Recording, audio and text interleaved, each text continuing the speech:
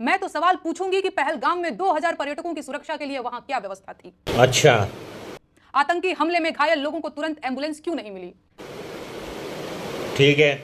चापलूसी आप कीजिए, मैं तो सवाल पूछूंगी। सब दोगलापन है, मैं तेरा दोगलापन उतारता हूं। देश के बड़े शुभचिंतक, सबसे बड़े हितैषी, इनसे मेरा एक सवाल है।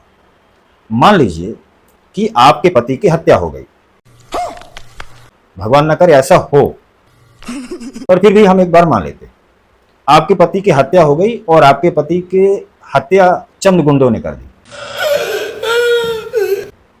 उस समय कोई आपका रिश्तेदार आपके घर में जाकर के अगर आपसे यह पूछता है कि तुम उस समय क्या कर रही थी, तुमने तुम्हारे पति को बाहर क्यों जाने दिया, जब तुम्हारे पति की हत्या हो रही थी उस समय तुम क्या कर रही थी, कहीं इसमें तुम्हारा भी तो हाथ नहीं है, कहीं इसमें कहीं तुम भी किसी दूसरे पुरुष के इश्क में तो नहीं पड़ गई हो जिसलिए तुमने अपने खुद पति की हत्या करा दी।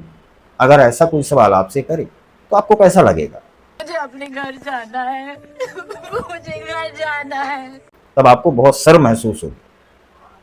अरे देश में क्या माहौल चल रहा है, क्या स्थिति चल रही है, आप उसको नहीं देख रहे।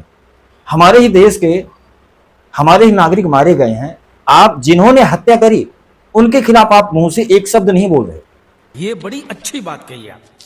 लेकिन अपने ही देश के प्रधानमंत्री के खिलाफ आप दुनिया भर का प्रोपेगेंडा चला रही हैं। आप अपने ही देश के प्रधानमंत्री के खिलाफ आप बाहें फैला रही हैं और आप यहां तक कि इतने नीचे स्तर पर गिर गई कि आपकी जो बाइट है वो बाइट पाकिस्तान में और पाकिस्तान की मीडिया में खूब चलाई जा रही है। तौबा तौबा तौबा, थारा मूड खराब कर दिया। वहां पर यह कहा जा रहा है कि देखो यह जो आतंकवादी हमला हुआ है यह कहीं ना कहीं मोदी की ही साजिश है। आप यह क्या कर रहे हैं? आप सोचिएगा कि स्थिति परिस्थिति में कैसे कार्य किया जाता है। अच्छा नहीं लग रहा है, ब्रिगेडियर साहब को सुअर बोल रहे हैं। आज वर्तमान में नरेंद्र मोदी जी से सवाल करने की स्थिति नहीं है। आज वर्तमान में मोदी जी का साथ देने का समय है। आज वर्तमान में हम सब लोग खड़े हों, लेकिन आप चूंकि खड़ी नहीं हो सकती क्योंकि आपका जो फेमस होने का तरीका था काबा काबा, वो यूपी से ही शुरू हुआ था।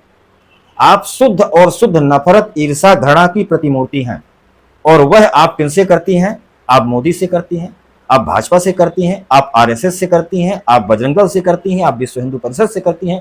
आपकी यह नफरत कहीं न कहीं देश पर भारी पड़ रही है। जनता माफ नहीं करेगी।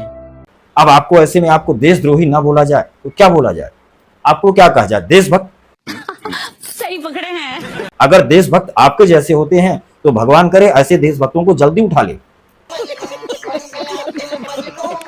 इस देश में ऐसे देशभक्तों की जरूरत नहीं है। बंद करो, हाथ जोड़ के मैं मोदी साहब से गुजारिश करता हूँ।